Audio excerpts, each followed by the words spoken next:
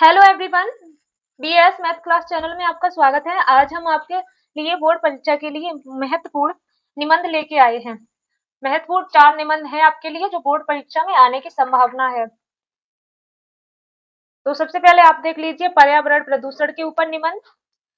पहले आप हेडिंग में निबंध लिखने के लिए भूमिका लिखते हैं, जिससे बोलते हैं प्रस्तावना, यानी कि जो भी निबंध लिखते हैं उसके बारे में वर्णन करना होता है, उसका परिचय जो होता है उसे ही प्रस्तावना या भूमिका कहते हैं। और यदि इंग्लिश में कहें तो उसे इंट्रोडक्शन कहते हैं। ओके, तो पर्यावरण प्रदूषण के बारे में आप जानेंगे।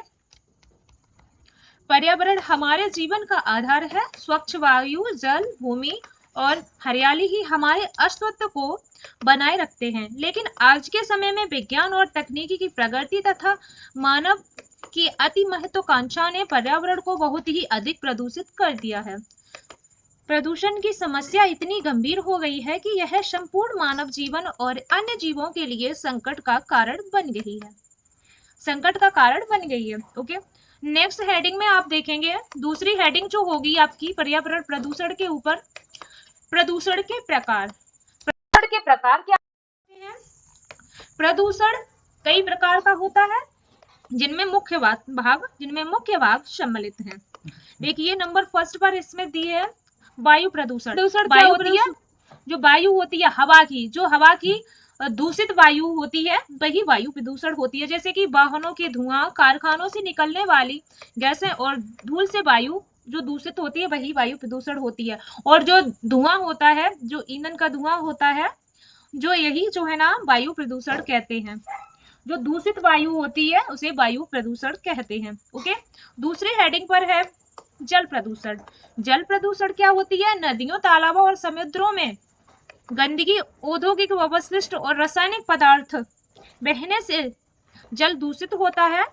जो गंदा जल होता है नदी नालों में जो एकत्रित जो जिस पानी का बहाव नहीं हो पाता, जो वही जगह जो है दूषित जल हो जाता है, जिसमें कीटाणु पनपते हैं, वही दूषित जल जो होता है वही जो है जल प्रदूषण कहलाता है। तीसरे नंबर पर इसमें जो है प्रदूषण भूमि प्रदूषण है। भूमि प्रदूषण जो होती है प्लास्टिक, पॉलीथीन, रासायनिक खाद और कचरे के कारण भूमि की उर्वरता जो होती है कम हो रही है।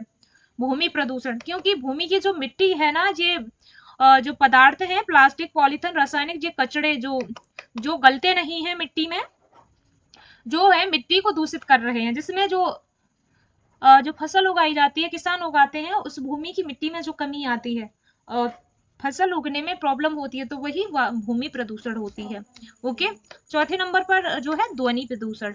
ध्वनि प्रदूषण जो होती है ऊंची आवाज में बजने वाली लाउड स्पीकर, वाहन और मशीनें ध्वनि प्रदूषण का कारण बनती हैं। जो वाहन होते हैं, यातायात वाहन, या तेजी आवाज में लाउड स्पीकर, या शोर जो होता है, शोर शराबा, तो होते हैं ध्वनि प्रदूषण। नेक्स्ट आप देखेंगे प्रदूषण के दुष्परिणाम। तीसरी हेडिंग में जो आप देखेंगे प्रदूषण के दुष्परिणाम क्या हो सकते हैं। पर्यावरण प्रदूषण के दुष्परिणाम अत्यंत भयानक हैं। इससे लोगों में श्वसन रोग, हृदय रोग, कैंसर जैसी बीमारियां बढ़ रही हैं। जल प्रदूषण में जनजनित रोग फैलते हैं। ध्वनि प्रदूषण मानसिक तनाव और बहरापन उत्पन्न करता है। इससे देखिए ध्वनि प्रदूषण से बहरापन उत्पन्न हो सकता है। इससे अतिरिक्त पेड़ पौधे, पशु पक्षी तथा प्राकृतिक संतुलन भी प्रभावित हो रहा है। देखिए नेक्स्ट हेडिंग जो आती है आपकी, प्रदूषण को रोकने के उपाय भी हो सकते हैं जो मानव द्वारा हो सकते हैं। प्रदूषण को रोकने के उपाय भी हो सकते हैं जो मानव द्वारा हो सकते हैं। अधिक से अधिक वृक्षारोपण करना। नंबर 1, अधिक से अधिक वृक्षारोपण करना, जो पर्यावरण प्रदूषण को बचा सकते हैं, पर्यावरण को बचा सकते हैं। प्लास्टिक और का प्रयोग बंद करना। नंबर 3, औद्योगिक अपशिष्टों का उचित निपटान करना। नंबर 4, सार्वजनिक परिवहन का उपयोग बढ़ाना। जल का संरक्षण करना और नदियों को मुक्त रखना। पर्यावरण संरक्षण संबंधी कड़े कानूनों का पालन करना। अब आप देखेंगे लास्ट जो होता है, जो है निबंध को लास्ट करता है, निबंध को लास्ट करता है उपसंहार। उपसंहार का मतलब ये होता है जिस भी टॉपिक पर हम निबंध लिख रहे हैं, जिस भी विषय पर हम निबंध लिख रहे हैं उसके बारे में वर्णन करके, और हमें उसके बारे में जो है हमने क्या देखा पर्यावरण प्रदूषण के बारे में वर्णन करके मुझे लास्ट कर देना। तो आप देखेंगे पर्यावरण प्रदूषण की समस्या आज वैश्विक स्तर पर चुनौती बन चुकी है। यदि हमने समय रहते कदम न उठाए तो आने वाली पीढ़ियां सुरक्षित वातावरण में जीवन नहीं जी पाएंगी। इसलिए प्रत्येक नागरिक का कर्तव्य है कि वह प्रदूषण को रोकने में अपना योगदान दें और पर्यावरण को स्वच्छ बनाएं। ओके, अब आप देखेंगे दूसरा निबंध। दूसरा निबंध का विषय है बढ़ती जनसंख्या पर। ये भी मुझे लगता है बोर्ड एग्जाम के लिए आ सकता है, ये भी इम्पोर्टेंट है। बढ़ती जनसंख्या पर निबंध। देखिए प्रस्तावना या भूमिका नंबर 1 फर्स्ट हेडिंग होती है, आपको दिमाग माइंड में रखना है। प्रस्तावना या भूमिका, किसी भी विषय पर हम निबंध लिखते हैं तो जो इंट्रोडक्शन होता है, उसका परिचय होता है, वही जो है ना प्रस्तावना या भूमिका होता है। देखिए बढ़ती जनसंख्या पर जो है दूसरा निबंध है। जनसंख्या किसी भी देश की शक्ति होती है, लेकिन जब यही जनसंख्या तेजी से बढ़ने लगती है तो यह एक गंभीर समस्या का रूप ले लेती है। भारत विश्व के सबसे अधिक जनसंख्या वाले देश में से एक है और यहाँ जनसंख्या वृद्धि की समस्या दिन प्रतिदिन विकराल होती जा रही है।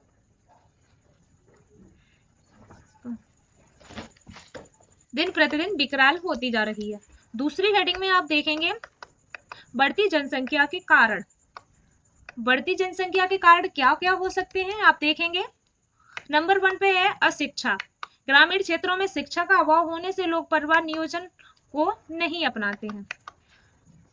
नंबर 1 पर अशिक्षा ही आती है जो बढ़ती जनसंख्या का कारण है। जो गरीब परिवार अधिक बच्चों को कमाई का सहारा मानते हैं। नंबर 2 पर आती है गरीब परिवार। गरीब परिवार अधिक बच्चों को कमाई का सहारा मानते हैं। आधुनिक चिकित्सा सुविधाओं से मृत्यु दर घट गई लेकिन जन्म दर अधिक बनी हुई है। नंबर 4 पर आता है सामाजिक कुरीतियां। बेटा पाने की इच्छा से लोग अधिक बच्चे पैदा करते हैं। सामाजिक कुरीतियां नंबर 4 पर है, ये भी इंपॉर्टेंट है, मुझे लगता है महत्वपूर्ण है बढ़ती जनसंख्या के ऊपर। बेटा पाने की इच्छा से लोग अधिक बच्चे पैदा करते हैं। बढ़ती जनसंख्या के दुष्परिणाम। बढ़ती जनसंख्या के दुष्परिणाम क्या क्या हो सकते हैं। नंबर 1 पर आता है बेरोजगारी। जनसंख्या अधिक होने से रोजगार के अवसर कम पड़ जाते हैं। नंबर 2 गरीबी। संसाधन की कमी से लोगों का जीवन स्तर गिरता है। नंबर 3 भोजन व जल संकट। भोजन व जल संकट। अधिक लोगों को भोजन और पानी उपलब्ध कराना कठिन हो जाता है। नंबर 4 आवास की समस्या। शहरों में झुग्गी झोपड़ी और भीड़ बढ़ जाती है। नंबर 5 पर आता है पर्यावरण प्रदूषण। बढ़ती जनसंख्या के कारण पर्यावरण भी जो है दूषित होने लगता है। अधिक जनसंख्या से प्रदूषण भी तेजी से बढ़ता है। चौथे नंबर पर आप चौथी हेडिंग में देखेंगे जनसंख्या नियंत्रण के उपाय। जनसंख्या नियंत्रण के उपाय क्या क्या हो सकते हैं। नंबर 1 शिक्षा का प्रसार। लोगों को परिवार नियोजन के महत्व के बारे में शिक्षित करना। परिवार नियोजन 2 बच्चे का सरकारी योजना। जनसंख्या नियंत्रण के लिए कड़े कानून और जागरूकता अभियान चलाना। नंबर 5 पर नारी सशक्तिकरण। महिलाओं को शिक्षित और आत्मनिर्भर बनाना। लास्ट पॉइंट देखेंगे आप जो है उपसंहार। बढ़ती जनसंख्या के ऊपर उपसंहार। बढ़ती जनसंख्या एक राष्ट्रीय समस्या है और इसके समाधान के लिए सरकार के साथ साथ प्रत्येक नागरिक को आगे आना होगा। यदि हम अभी से जनसंख्या नियंत्रण के उपाय अपनाएंगे तभी देश का भविष्य उज्जवल और समृद्ध बन सकेगा। अब आप देखेंगे तीसरा निबंध। तीसरा निबंध जो है ना भ्रष्टाचार पर निबंध। भ्रष्टाचार पर निबंध सबसे पहले आप भूमिका देखेंगे जिसे बोलते हैं प्रस्तावना या भूमिका। भ्रष्टाचार आज भारत ही नहीं बल्कि पूरे विश्व के लिए एक गंभीर समस्या बन गया है। ये समाज और राष्ट्र की प्रकृति में सबसे बड़ी बाधा है। जब कोई व्यक्ति अपने स्वास्थ्य के लिए ईमानदारी छोड़कर बेईमानी, रिश्वतखोरी या अनुसूचित तरीकों से काम करता है तो वह भ्रष्टाचार कहलाता है। भ्रष्टाचार के कारण क्या हो सकते हैं? नंबर 1, लालच और स्वार्थ। अधिक धन और सुख सुविधाएं पाने के लिए लालसा। नंबर 2, अशिक्षा। शिक्षा की कमी से लोग भ्रष्टाचार के परिणाम नहीं समझ पाते हैं। नंबर 3, कानूनों की कमजोरी। भ्रष्ट लोगों पर कड़ी कार्रवाई न होना। नंबर 4, गरीबी और बेरोजगारी। मजबूरी में लोग गलत रास्ते अपना लेते हैं। नंबर 5, नैतिक मूल्यों का ह्रास। समाज में नैतिकता और ईमानदारी की कमी होना। भ्रष्टाचार के दुष्परिणाम क्या क्या हो सकते हैं? नंबर 1, समाज में असमानता और अन्याय फैलता है। नंबर 2, गरीब और कमजोर लोग अपने अधिकारों से वंचित रह जाते हैं। नंबर 3, देश की प्रगति और विकास रुक जाता है। नंबर 4, लोगों का सरकार और स्वास्थ्य पर से विश्वास उठ जाता है। नंबर 5, शिक्षा, स्वास्थ्य, न्याय और रोजगार जैसे क्षेत्रों पर बुरा प्रभाव पड़ता है। भ्रष्टाचार को रोकने के क्या उपाय हो सकते हैं? कड़े कानून और सख्त सजा, भ्रष्टाचार करने वालों को तुरंत दंड मिले।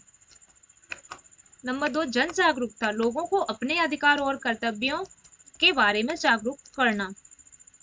नंबर 3, शिक्षा का प्रसार, शिक्षा से नैतिक मूल्यों और ईमानदारी को बढ़ावा मिलेगा। पारदर्शिता, सरकारी कामकाज और योजनाओं में पूर्ण पारदर्शिता लाना।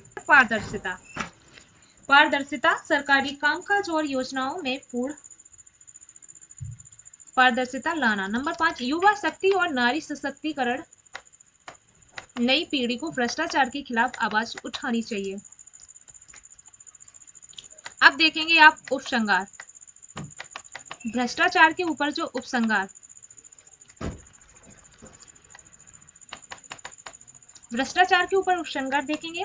भ्रष्टाचार देश की जड़ें खोखली कर रहा है। इसे समाप्त करने के लिए केवल सरकार ही नहीं बल्कि प्रत्येक नागरिक को ईमानदारी अपनानी होगी। जब हर व्यक्ति अपने स्तर पर भ्रष्टाचार को न कहेगा तभी एक सशक्त, समृद्ध और न्यायपूर्ण भारत का निर्माण हो सकेगा। अब आप देखेंगे नारी सशक्तिकरण पर चौथा निबंध। नारी सशक्तिकरण पर चौथा निबंध आप देखेंगे। फर्स्ट हेडिंग में इसमें आता है भूमिका या प्रस्तावना। नारी सशक्तिकरण के ऊपर निबंध की प्रस्तावना। नारी समाज का आधार है। यदि पुरुष समाज का एक पहिया है तो नारी दूसरा पहिया है। बिना नारी के मानव जीवन की कल्पना भी असंभव है।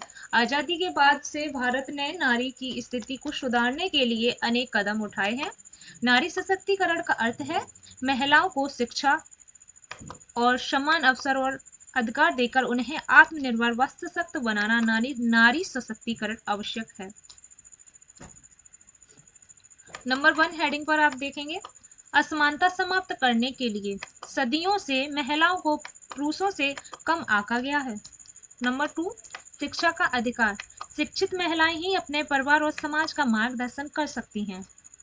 नंबर 3, आर्थिक आत्मनिर्भरता, आर्थिक रूप से सक्षम होने पर महिला आत्मसम्मान से जी सकती हैं। नंबर 4, निर्णय लेने की क्षमता, ये महत्वपूर्ण है शिक्षित महिलाओं का विषय। निर्णय लेने की क्षमता, महिलाओं को समाज और राजनीतिक निर्णय लेने का अवसर मिलना चाहिए। राष्ट्र की प्रगति, जब महिलाएं आगे बढ़ेंगी तभी राष्ट्र का सर्वांगीण विकास संभव होगा। नारी सशक्तिकरण के क्या उपाय हो सकते हैं?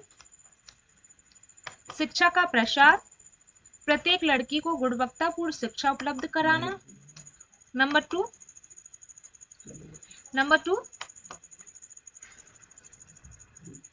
रोजगार के अवसर, महिलाओं को कार्य क्षेत्र में समान अवसर और सुरक्षा प्रदान करना। नंबर 3, कानूनी संरक्षण, दहेज, बाल विवाह और महिला हिंसा जैसी कुरीतियों पर सख्त कानून लागू करना। नंबर 4 जागरूकता अभियान, जागरूकता अभियान, गांव-गांव तक महिलाओं के अधिकारों की जानकारी पहुंचाना। नंबर 5 नारी सम्मान, समाज में महिलाओं के प्रति दृष्टिकोण बदलना।